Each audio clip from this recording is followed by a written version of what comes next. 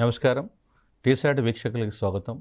తెలంగాణ రాష్ట్ర public service commission నిర్వహిస్తున్నటువంటి group 1 మెయిన్స్లో పేపర్ 3 సెక్షన్ 1లో మనకి భారతీయ సమాజానికి సంబంధించినటువంటి అనేక అంశాలు ఉన్నాయి. దాంట్లో యూనిట్ 1లో గతంలో మనం టీసాట్ ద్వారా భారతీయ సమాజం యొక్క విశిష్ట లక్షణాలు, అట్లాగే వివాహానికి సంబంధించిన అంశాలు, కుటుంబానికి సంబంధించిన అంశాలు చూసాం. ఈరోజు కులానికి సంబంధించిన అంశాలు కనుక పరిశీలిస్తే పరీక్షా కోణంలో అర్థం చేసుకోవాలి. ఇది కొన్ని అనేక విస్తృతమైనటువంటి అనేక అంశాలు దీంట్లో ఉంటాయి. బట్ ఎగ్జామ్కి సంబంధించి ప్రశ్నలు ఎలా వస్తాయి, మనం సమాధానం ఏ విధంగా రాయాలనేటువంటి అంశంపైనే ప్రధానంగా దృష్టి పెట్టాలి.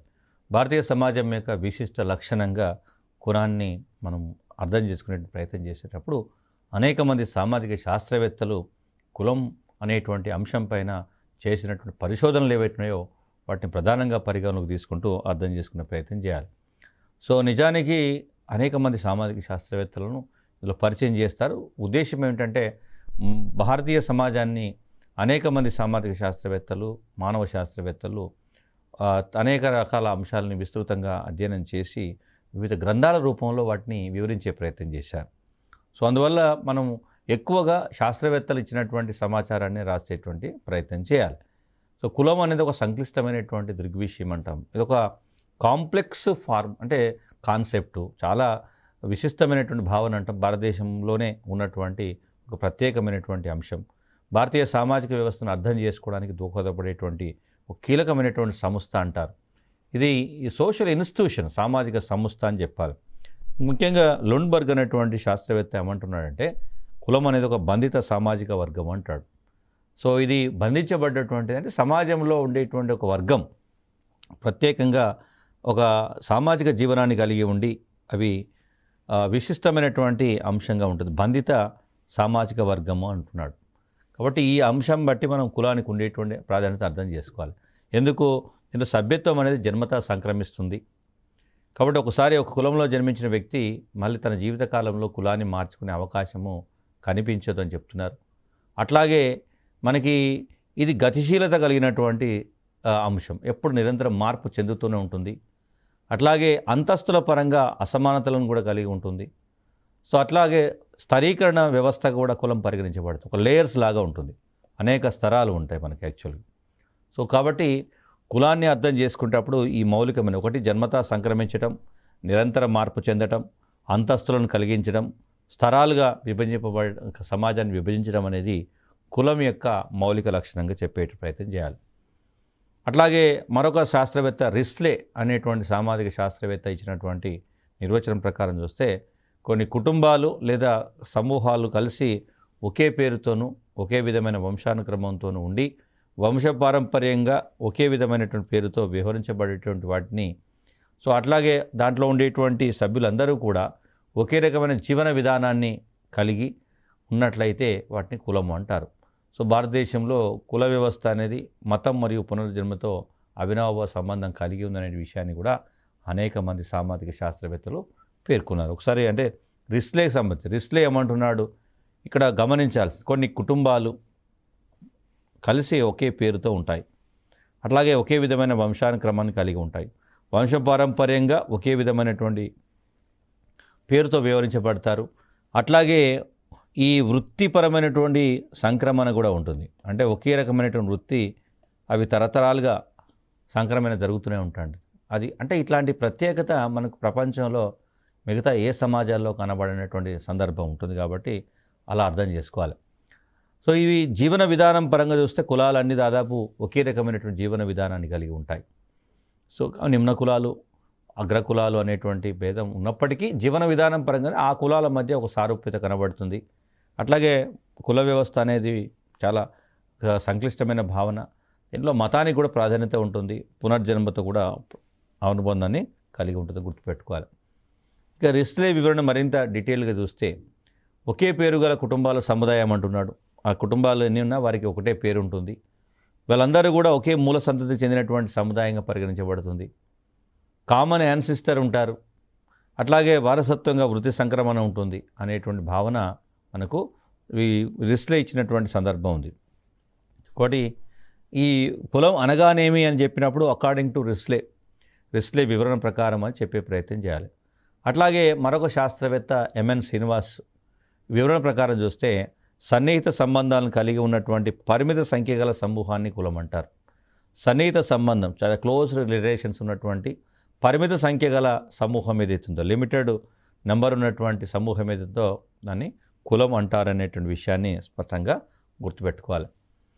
అట్లాగే మరో శాస్త్రవేత్త మదన్ మరియు మజుందార్ లాంటి శాస్త్రవేత్తలను కనుక చూస్తే వీరి వివరణ ప్రకారం చూసినప్పుడు కులం అనేది ఒక వ్యవస్థీకృతమైనటువంటి సామాజిక సముదాయం. సో ఇక్కడ కాన్సెప్టు ఆర్గనైజ్డ్ సోషల్ కమ్యూనిటీ అంటాం, వ్యవస్థీకృతమైనటువంటి సామాజిక సముదాయం అంటారు. సో మనము చెప్పేటప్పుడు కూడా అంటే ఇట్లా అందరి శాస్త్రవేత్తలది సంబంధించినటువంటి వివరణలను యథాతథంగా రాసే అవకాశం లేకపోతే ఆ శాస్త్రవేత్త ఇచ్చినటువంటి వివరణలో ఉండే భావాన్ని రాసినా కానీ మనం పరిగణలోకి తీసుకునేటువంటి ప్రయత్నం జరుగుతుంది. అట్లాగే సర్ ఎడ్వర్డ్ బ్లంట్ అనేటువంటి శాస్త్రవేత్త ఏమంటున్నారంటే ఒకే పేరు గల అంతర్వివాహ సముదాయము అనేటువంటి భావాన్ని ప్రతిపాదించాడు. ఇందులో ఒక్కొక్క సామాజిక శాస్త్రవేత్త ఒక్కొక్క అంశాన్ని ప్రాతిపాదిక తీసుకొని కులాన్ని వివరించేటువంటి ప్రయత్నం చేస్తున్నాడు. అంటే ఓవరాల్గా మనకు అంటే బ్లంట్ చెప్పిన దాంట్లో అంతర్వివాహాల సముదాయాల సమాహారమే కులం అంటున్నాడు. అంటే కులం యొక్క మౌలిక లక్షణం ఏమిటంటే అంతర్వివాహము. ఒక కులంలోని వ్యక్తులు ఆ కులంలోని వ్యక్తులనే వివాహం చేసుకోవాలి, అంటే కులాంతర వివాహాలు చేసుకోకూడదు అనేటువంటి భావన ఉండటం వల్లనే ఈ మధ్యకాలంలో మనకు సమాజంలో పరువు హత్యలు జరుగుతున్నాయి. సో ఈ పరువు హత్యలు ఎందుకు జరుగుతున్నాయంటే తక్కువ కులానికి చెందినటువంటి పురుషుడు ఎక్కువ కులానికి చెందినటువంటి స్త్రీని వివాహం చేసుకున్నప్పుడు వాళ్ళు పరువు పోయిందని భావించి అనేక రకాల సందర్భాల్లో మనకి హత్యలు, అనేక రకాల హింసాత్మకమైనటువంటి సంఘటనలు జరుగుతున్న సందర్భం ఉంది. జిఎస్ ఘార్వే అనేటువంటి భారతీయ శాస్త్రవేత్త భారతీయ కుల వ్యవస్థకు సంబంధించినటువంటి ఒక 5 విశిష్ట లక్షణాలను పేర్కొన్నాడు. ఒకటి, కుల ప్రాతిపాదికన సమాజ విభజన జరుగుతుంది. సో కులము సమాజాన్ని అనేక స్తరాలుగా విభజిస్తుంది. అంటే నిమ్న కులం, ఉన్నత కులం అనేటువంటి అది ఎట్లా ఉంటుంది, కుల క్రమశ్రేణి హైరార్కీ ఉంటుంది, ఒక హైరార్కీ ప్రకారం విభజింపబడుతుంది. అట్లాగే నచ్చిన వృత్తిని ఎంపిక చేసుకునేటువంటి అవకాశం ఉండదు. అంటే ఒకసారి ఎవరైనా ఒక కులంలో ఒక వృత్తిని చేపట్టాల్సి ఉంటే జీవితాంతం అదే వృత్తిని చేపట్టాలి తప్ప మరో వృత్తిని చేపట్టడానికి అవకాశం ఉండదు అనేటువంటి భావన ఉంటుంది. అట్లాగే వివాహానికి సంబంధించి అయినటువంటి ఆంక్షలు కూడా ఉంటాయి. ఇప్పుడు అంతర్వివాహం ఇంతకుముందు చెప్పాను, అది తప్పనిసరి. ఇతర కులాలకు చెందినటువంటి వ్యక్తిని వివాహం చేసుకోకూడదు అనేటువంటి ఆంక్ష ఉంటుంది. ఒకవేళ చేసుకుంటే వారిపైన నిషేధం పెట్టడం, వారిని అనేక రకాలుగా ఇబ్బంది గురి చేయడం. ముఖ్యంగా హర్యానా, పంజాబ్ లాంటి రాష్ట్రాల్లో, ఉత్తరప్రదేశ్ లాంటి రాష్ట్రాల్లో చూస్తే కాప్ పంచాయతీ వ్యవస్థ అంటాం, వాళ్ళు వారిపైన దాడులు చేసినటువంటి సందర్భం కూడా ఉంది. అంటే కులాంతర వివాహాలకి వ్యతిరేకంగా అనేక రకాల సంస్థలు కూడా ఉద్యమాలు చేస్తున్న సందర్భం ఉంది. అంటే దానికి ఉద్దేశం ఏంటంటే కులం యొక్క మౌలిక లక్షణం అంతర్వివాహమైనప్పుడు సో అంతర్వివాహాన్ని తప్ప వేరే రకమైనటువంటి వివాహ పద్ధతిని అవలంబించకూడదు అనేటువంటిది ఈ సందర్భంలో మనం ఆయా అంశాలు పరువు హత్యల నేపథ్యాన్ని దృష్టిలో పెట్టుకుని అర్థం చేసుకోవాలి. అట్లాగే సామాజిక మరియు మతపరమైనటువంటి అసమానతలు ఉంటాయి, ఆంక్షలు కూడా ఉంటాయి. ఇప్పుడు చాలా సందర్భాల్లో కొన్ని సామాజికపరమైనటువంటి మతపరమైనటువంటి ఇన్ఈక్వాలిటీస్ కనబడతాయి. అగ్రవర్ణాలు ఒక రకమైనటువంటి మతపరమైనటువంటి జీవన విధానాన్ని కలిగి ఉంటే నిమ్న వర్గాలు మరో రకమైనటువంటి జీవన విధానాన్ని కలిగి ఉన్న సందర్భం ఉంటుంది. సో ఇలాంటి భావాన్ని దృష్టిలో పెట్టుకున్నప్పుడు కులానికి మరికొన్ని లక్షణాలు కూడా, అంటే ఇవి శాస్త్రవేత్తలు చెప్పినటువంటి అంశాల ఆధారంగా కులాన్ని అర్థం చేసుకున్నాం. అలా కాకుండా కులానికి సహజంగా ఉన్నటువంటి లక్షణాలు ఏమిటి అని చూసినప్పుడు మళ్ళీ కొన్ని అర్థం చేసుకోవాలి. అంటే కులాన్ని ఫస్ట్ భావన అర్థం చేసుకోగలిగితే మీరు ప్రశ్న ఏ విధంగా వచ్చినా కానీ సమాధానం రాయగలుగుతాం. కులము సహజమైనది, యాక్చువల్గా చాలా నేచురల్గా ఉంటుంది, దీంట్లో ఆర్టిఫిషియల్గా ఉండదు. ఇది మలివేద కాలంలో ఆవిర్భవించినటువంటి వర్ణ వ్యవస్థ ఏదైతే ఉందో అదే కుల వ్యవస్థగా రూపాంతరం చెందింది. కాబట్టి సహజంగా వచ్చినటువంటి తప్ప కృత్రిమంగా సృష్టించబడలేదు అనేటువంటి భావన సమాజ నిర్మాణంలో ఒక భాగంగా ఉన్నది అనేటువంటి అంశాన్ని చెప్పడం కోసం కులము సహజమైనది అంటాం. అంటే ప్రతి వ్యక్తికి కూడా ఇది జన్మతా సంక్రమిస్తుంది, పుట్టుకతోనే వస్తుంది. అట్లాగే నిర్దిష్ట భౌగోళిక ప్రాంతానికి పరిమితమై ఉంటుంది. సో అట్లా నిర్దిష్టమైన భౌగోళిక ప్రాంతానికి పరిమితమై ఉండటం వల్ల కులాన్ని మనం సముదాయం అని కూడా పిలుస్తారు, కమ్యూనిటీ అని పిలుస్తారు. అట్లాగే ఈ కులం జన్మతా సంక్రమిస్తుంది, అట్లాగే జీవితాంతం కొనసాగుతుంటుంది. ఒకసారి ఒక వ్యక్తికి ఒక కులంలో జన్మించిన కులం కనుక వస్తే జీవితాంతం అదే కులం కొనసాగుతుంది. అట్లాగే అంతర్వివాహ సమూహం, కులక్రమే సామాజిక వ్యవస్థ ఉంటుంది. అంటే ఇంతకుముందు మనం సామాజిక శాస్త్రవేత్తలు చెప్పినటువంటి నిర్వచనాలు చూసాం. వాటన్నింటినీ మనం జనరలైజ్ చేస్తే, సింప్లిఫై చేస్తే, అర్థమయ్యే విధంగా మనం వివరించాల్సి వస్తే, ఒకవేళ అవి రాయలేని పరిస్థితి ఉంటే ఈ సాధారణ అంశాలను మీరు కులం యొక్క లక్షణాలుగా చెప్పేటువంటి ప్రయత్నం చేయాలి. అట్లాగే వ్యక్తి యొక్క సామాజిక అంతస్తును కూడా కులమే నిర్ణయిస్తుంది. ఒక సమాజంలో అగ్రకులంలో జన్మిస్తే ఒక రకమైన అంతస్తు, నిమ్న కులంలో జన్మిస్తే మరొక రకమైనటువంటి అంతస్తు ఈ సమాజం కుల వ్యవస్థ ద్వారా అందించే ప్రయత్నం చేస్తుంది. అట్లాగే వంశపారంపర్యంగా వృత్తులు వస్తాయి, ఆహారపు అలవాట్లో కూడా వైవిధ్యం ఉంటుంది, అట్లాగే విలక్షణత కూడా కనబడుతుంది, యూనిక్నెస్ ఉంటుంది.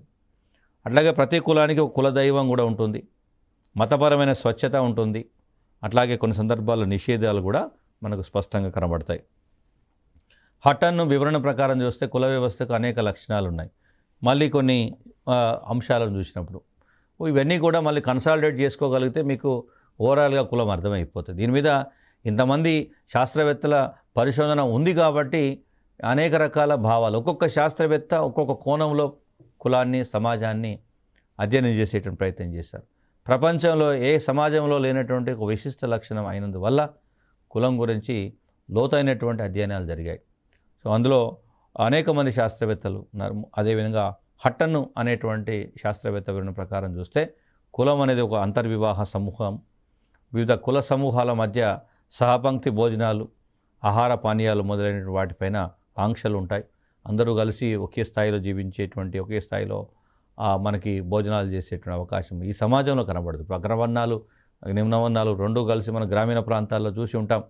సో అగ్రవర్ణాలకు ఒక రకమైనటువంటి ట్రీట్మెంట్ ఉంటుంది, నిమ్న వర్గాలకు మరొక రకమైనటువంటి ట్రీట్మెంట్ మనకు కనబడుతుంది. అట్లాగే కులాలు స్థరీకరణం చెంది ఉంటాయి, ఒక లేయర్స్ లాగా ఉంటుంది, క్రమశ్రేణిలో అమర్చబడి ఉంటాయి, ఒక హైరార్కీ ప్రకారం అమర్చబడి ఉంటాయి. ఆ కుల క్రమశ్రేణుల్లో మనకి ఉన్నత స్థానంలో బ్రాహ్మణులు ఉండగా దళితులు నిమ్న స్థానంలో కనబడుతున్నటువంటి సందర్భం ఉంటుంది. అంటే బ్రాహ్మణ, క్షత్రియ, వైశ్య, శూద్ర, అదేవిధంగా దళిత అని చెప్పినప్పుడు అగ్రవర్ణాల బ్రాహ్మణులు అక్కడ ముందు వరుసలో ఉంటే అందరికంటే నిమ్న స్థానంలో దళితులు కనబడేటువంటి సందర్భము మనకు కనబడుతుంది. అట్లాగే కులాలన్నింటికి కూడా ఒక సాంప్రదాయకపరమైనటువంటి కుల వృత్తులు ఉంటాయి, అవి వంశపరంగా కొనసాగుతాయి. అట్లాగే ఉన్నత కులాల వారికి కొన్ని ప్రత్యేకమైనటువంటి అర్హతలు ఉంటే, అంటే వాళ్ళకి ఎలిజిబిలిటీ ఉంటుంది. అగ్ర కులాలను చేరిన వాళ్ళు రాజకీయంగా వారికి అధికారం ఉందని భావిస్తారు, ఆస్తులపైన అధికారం ఉందని భావిస్తారు, సమాజం పైన ఆధిపత్యం కలిగి ఉంటారు.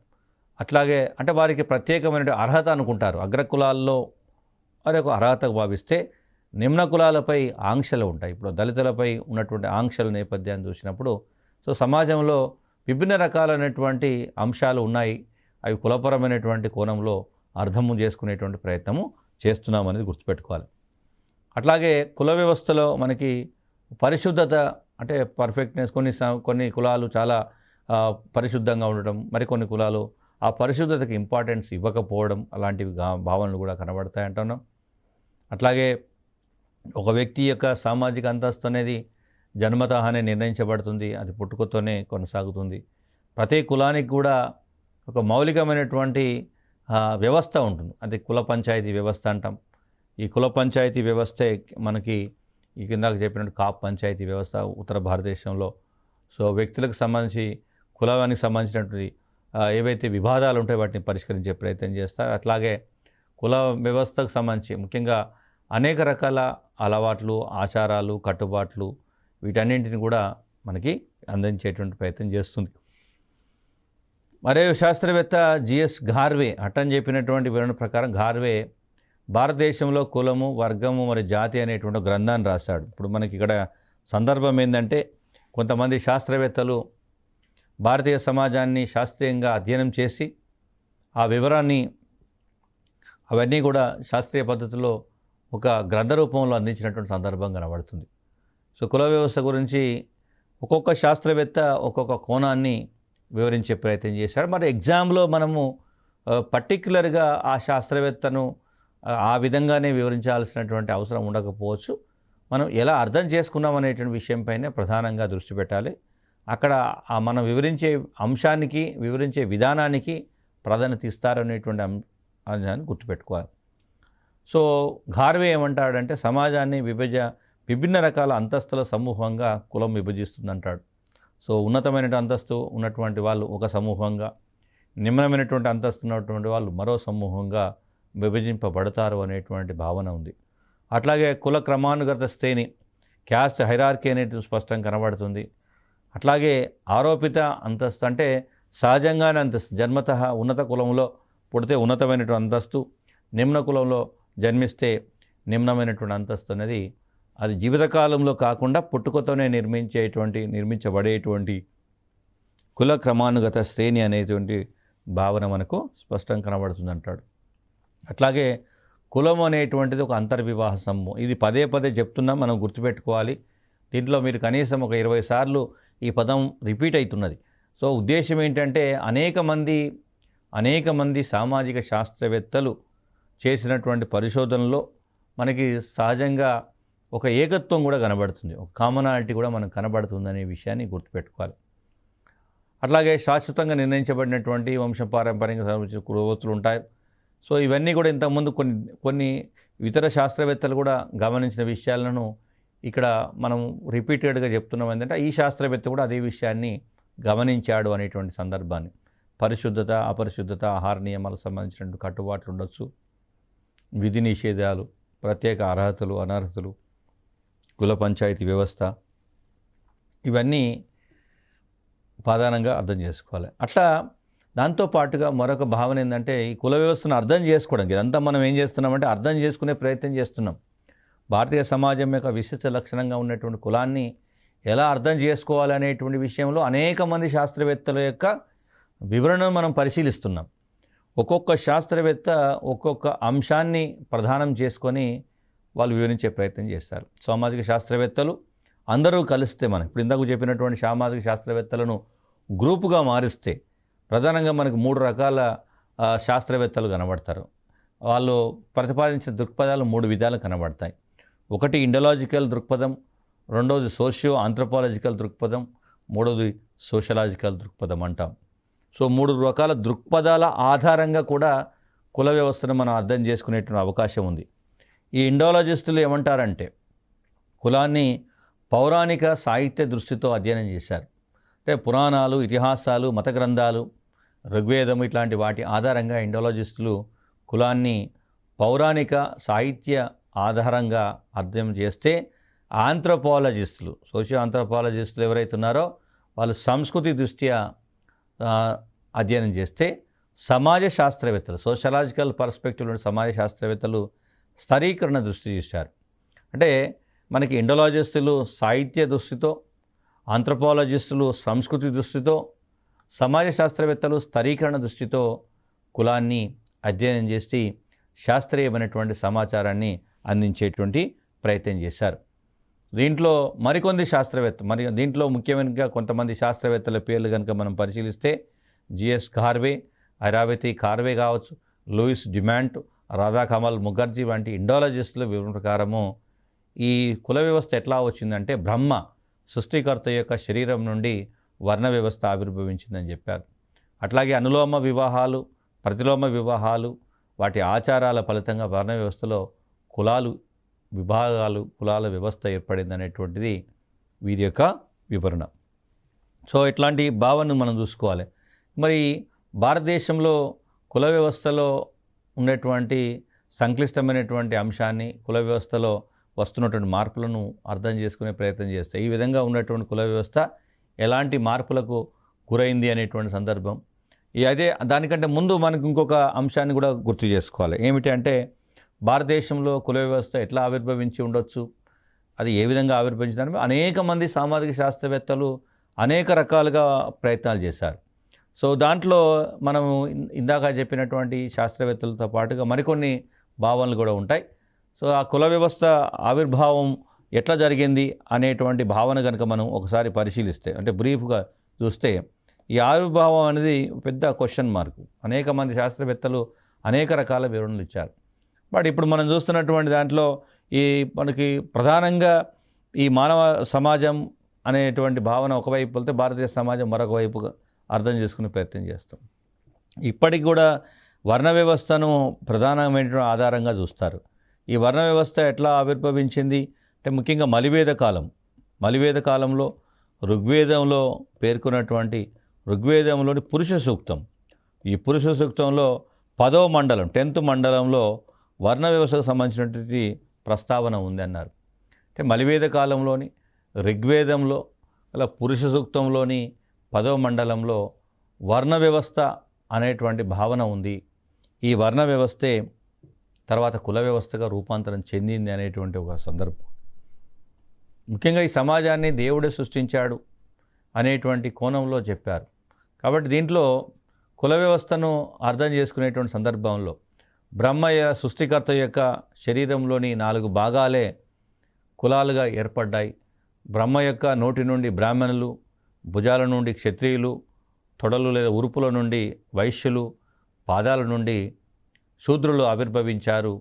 కాబట్టి వాటి యొక్క సామాజిక అంతస్తు అనేది బ్రహ్మ యొక్క శరీరంలోని వివిధ భాగాలకు ఉండేటువంటి ప్రాధాన్యత దృష్ట్యా నిర్ణయించబడింది అనేటువంటి ఒక వాదన ఉంది.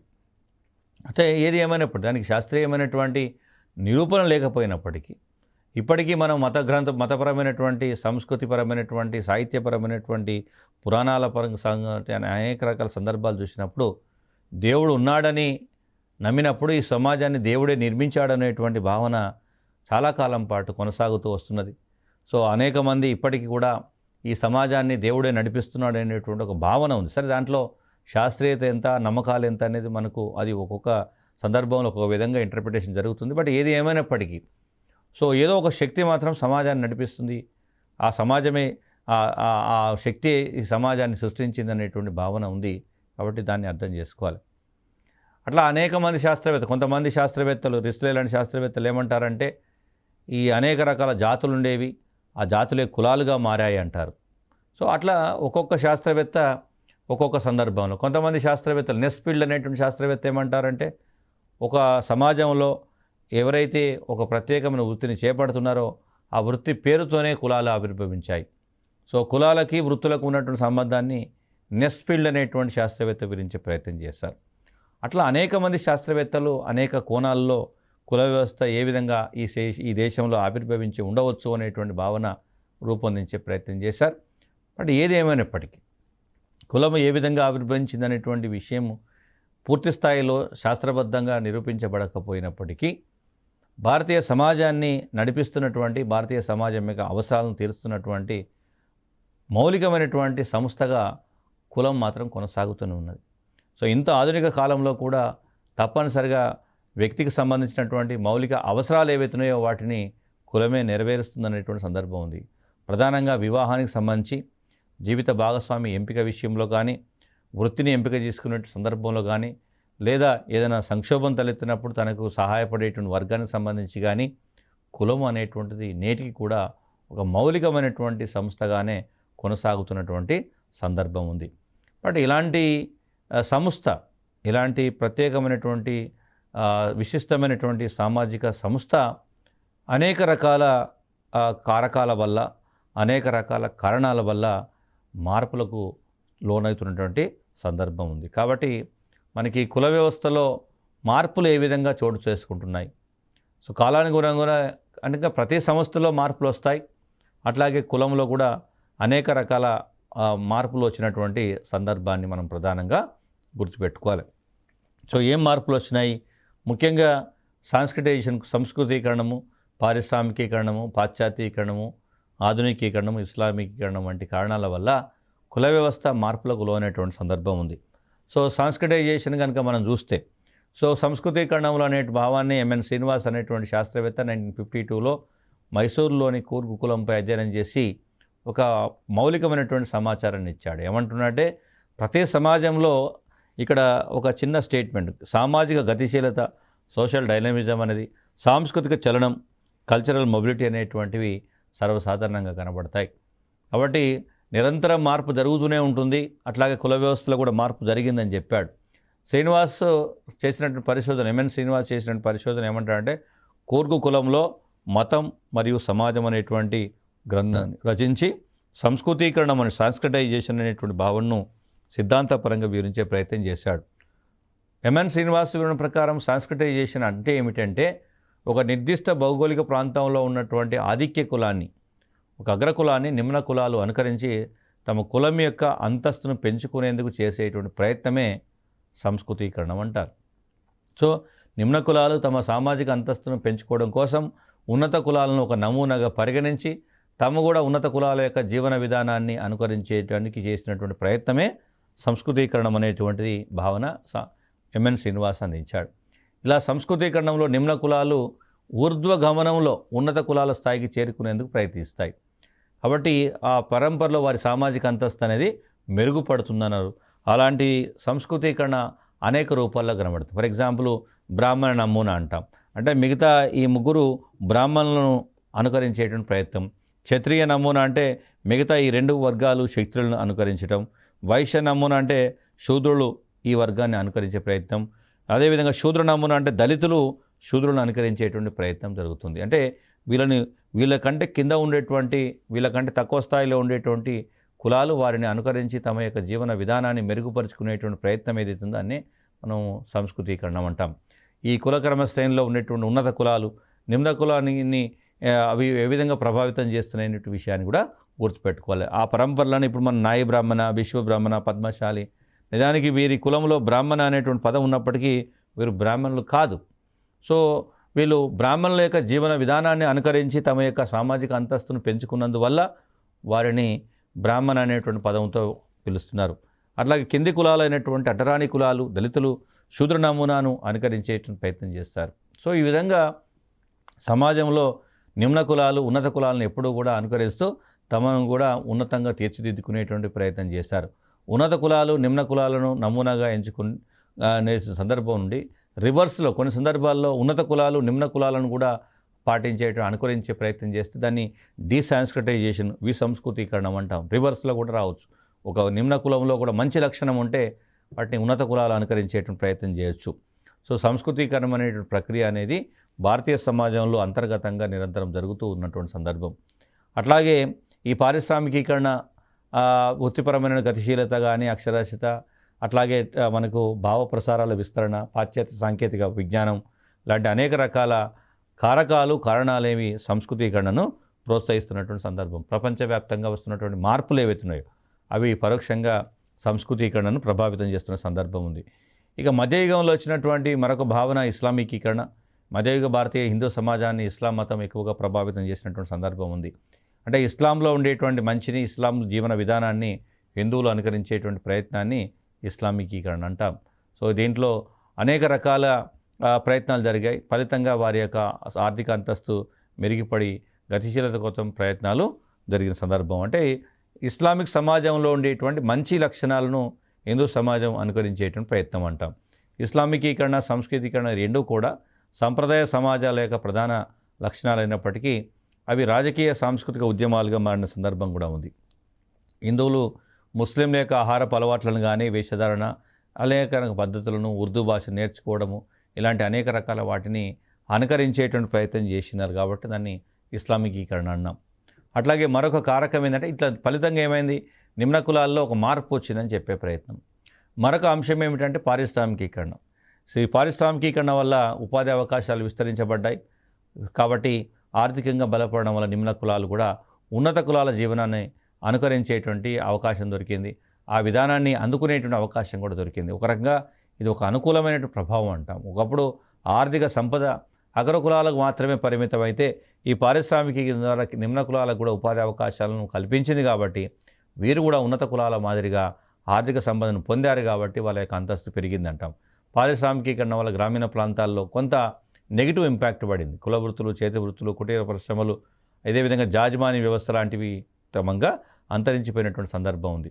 సో ఈ నేపథ్యాన్ని కనుక మనం చూస్తే, అంటే కుల వ్యవస్థకు సంబంధించినటువంటి మౌలికమైనటువంటి భావనలో మనం అర్థం చేసుకోవాల్సినటువంటి సందర్భాలు ఏవైతున్నాయో, అంటే మనకు ఫైనల్గా ఈ పారిశ్రామికీకరణ ద్వారా లేదా ఇస్లామికీకరణ ద్వారా సమాజాన్ని ఆధునికీకరణ, పాశ్చాత్యీకరణ ఇలాంటి అనేక రకాల భావనల ద్వారా కుల వ్యవస్థ పోయింది. ముఖ్యంగా జాజ్మాని వ్యవస్థ ఒకప్పుడు భారతీయ గ్రామీణ సమాజాన్ని ప్రత్యక్షంగా ప్రభావితం చేసినటువంటి సందర్భం. యజమాని అనేక రకాల కులాలు పరస్పరం ఒకరిపై ఒకరు ఆధారపడి జీవించేటువంటి సందర్భం ఉండేది. బట్ ఆధునిక కాలంలో ఈ పారిశ్రామికీకరణ ఎప్పుడైతే వచ్చిందో వస్తువుల ఉత్పత్తి పరిశ్రమల ద్వారా తయారైంది కాబట్టి కులాలు చేసేటువంటి ఉత్పత్తులకు ఆదరణ కరువైంది కాబట్టి యజమానికి కులాలకు మధ్య ఉండేటువంటి సంబంధం కూడా తగ్గిపోయింది.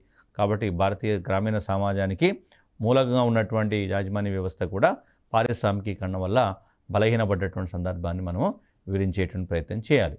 Thank you.